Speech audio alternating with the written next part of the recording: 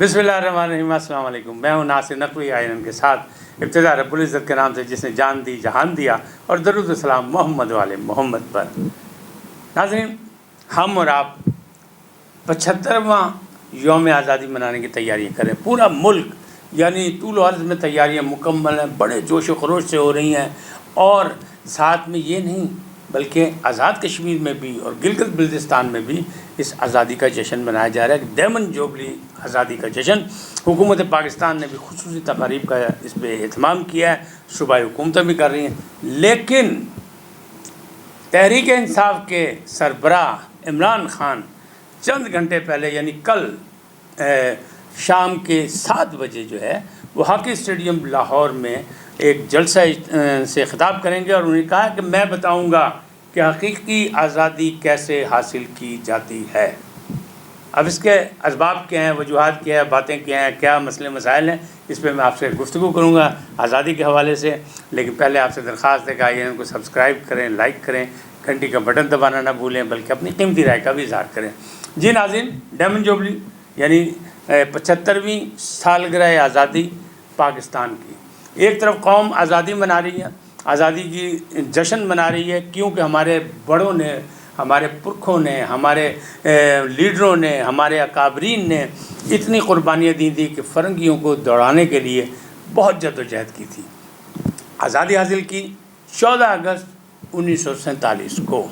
और मैं कहा करता हूँ कि जब रेडियो पाकिस्तान लाहौर से ये आवाज़ आई मुस्तफ़ा अली हमदानी की कि ये रेडियो पाकिस्तान लाहौर है, तो आप मत पूछें, मत सोचें क्या हुआ। लोगों के आंखों से आंसू बह रहे थे आज़ादी की खुशी में, यानी खुशी के आंसू बह रहे थे। लोग बड़े खुश थे, पूरे बर सग़ीर के मुसलमान खुश थे, इसलिए कि मुस्लिम हो तो मुस्लिम लीग में आ, ये नारा था कायद आज़म का।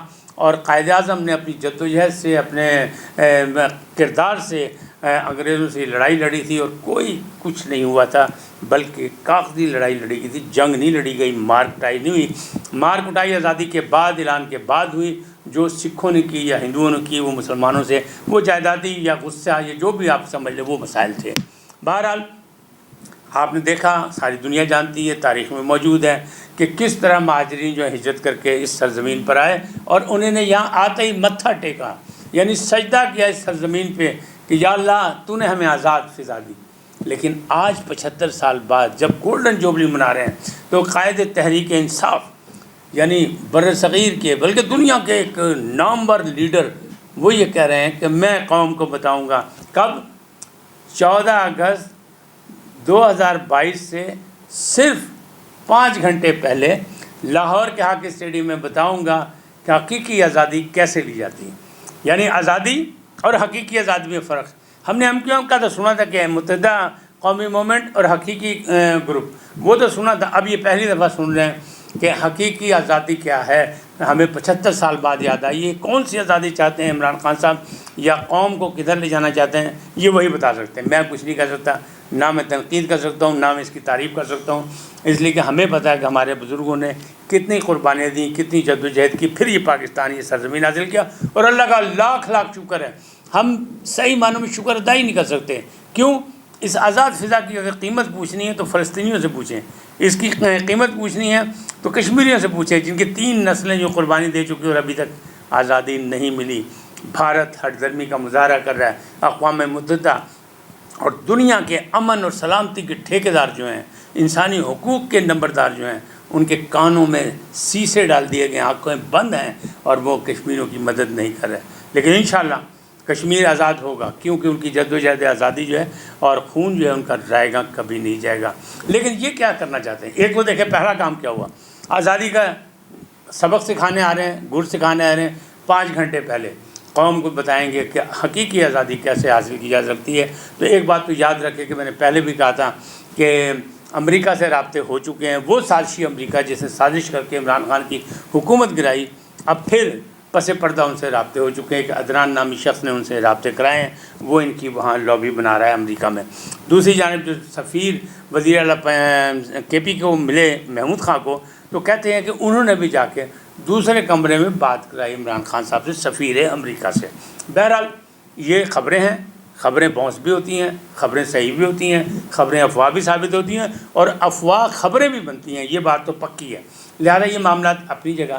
اب وہ حقیقی آزادی سکھا رہے ہیں تو کون سے 75 سال بعد، اب تو سارا کچھ کہتے ہیں صدی گزرنے والی ہے، 25 سال رہ گئے پیچھے، آپ ہمیں آزادی کے ہیں، تو آزادی پہلے کیا ہے؟ وہ بھائی حقیقت یہی ہے کہ خان صاحب ہوش کے ناخون لیں، پاکستان پاکستان ہے، نہ نیا پاکستان قوم کو چاہیے، نہ پرانا پاکستان قوم کو چاہیے۔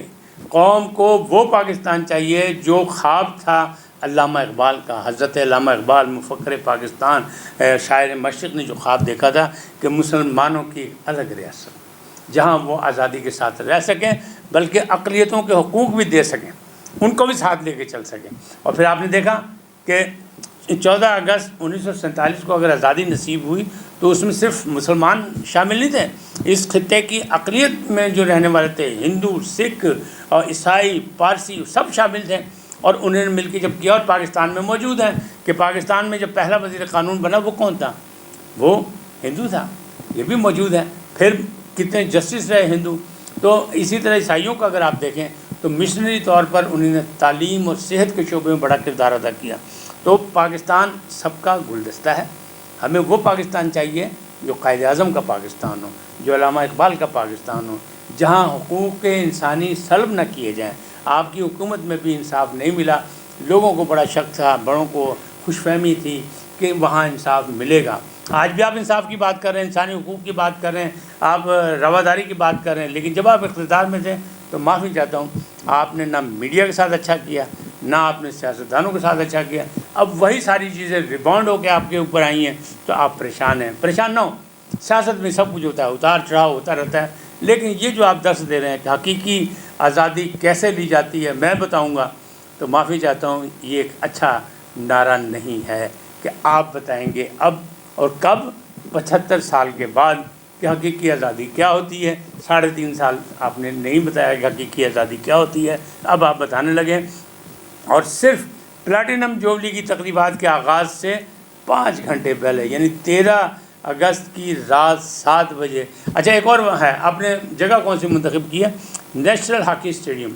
ویسے تو ٹھیک ہے، وہاں آسٹرو ٹرف اکھاڑ دی گئی ہے، اور اس وقت اکھاڑ ہی دینی چاہیے، اس لیے کہ قومی کھیل کا جو حال ہوا، اور 3.5 سال آپ کھلاڑیوں کی حکومت تھی، آپ نے کھلاڑیوں کو کوئی فوقیت نہیں دی، جبکہ آپ کا وعدہ تھا کہ آپ گلی گلی، نگر نگر، گاؤں گاؤں اسٹیڈیم بنائیں گے، کھیلوں کو عام کریں گے، کھلاڑیوں کی حفاظت کریں گے، کھلاڑیوں کی سرپرستی کریں گے، آپ نے نہیں کیا۔ لہذا یہ آسٹرو ٹرف اکھاڑ ہی دینی چاہیے، اس لیے کہ قومی کھیل جس میں ہمارے پاس ورلڈ چیمپئن شپ تھی، ہمارے پاس اولمپک چیمپئن شپ تھی، ہمارے پاس ایشین چیمپئن شپ تھی، ہمارے پاس چیمپئنز کا چیمپئن پاکستان تھا، وہاں اس سال پاکستان جو ہے ورلڈ کپ کے لیے کوالیفائی بھی نہیں کر سکا، تو یہ آسٹرو ٹرف اکھاڑ ہی دینی چاہیے۔ لیکن افسوسناک بات ہے کہ کھلاڑیوں کے جلسے کے لیے اکھاڑی گئی ہے، کس کی پالیسی میں کہاں فیصلہ ہوا یہ مجھے نہیں پتہ، فیڈریشن کی کیا لڑائی ہیں، ہاکی کی کیا لڑائی ہیں، ہاکی میں کیا مسائل ہیں، اس سے میں کوئی تعلق نہیں ہے۔ عام آدمی دیکھتا ہے کہ قومی کھیل اور قومی اسٹیڈیم، نیشنل ہاکی اسٹیڈیم، جہاں انٹرنیشنل میچز ہوئے، جہاں چیمپئنز ٹرافی یعنی چیمپئنوں کی چیمپئن کے اعزاز کا ابتدا کی گئی تھی بریگیڈیئر عاطف نے، وہاں آپ نے آسٹرو ٹرف اکھاڑ دی۔ ٹھیک ہے، وہاں ایک نئی لگ جائے گی، کوئی بات نہیں، قوم کے پیسے سے آپ کا کیا جاتا ہے، لگ جائے گی، یہ کہیں اور استعمال ہو جائے گی، کسی غریب شہر میں جا کے آپ لگا دیں گے، لیکن اچھا بات نہیں ہے۔ مسئلہ جو ہے وہ سوچ سمجھ کے کرنا چاہیے ہر چیز کا، اور ایک کھلی جگہ پہ آپ کو کرنا چاہیے تاکہ پتہ لگے کہ دنیا کتنی آئی اور کتنے لوگ آپ کے ساتھ ہیں۔ آپ کا فین کلب بہت مضبوط ہے، آپ بہت پاپولر آدمی ہیں، لیکن اس کے باوجود اگر آپ کو 4 دروازوں کے اندر گھیر کے جلسہ کرنا پڑ گیا تو اس کے بارے میں بھی سوچنا پڑے گا۔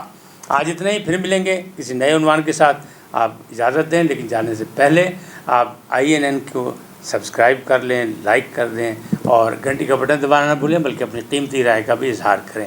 خدا آپ کو سلامت رکھے، اللہ نگہبان۔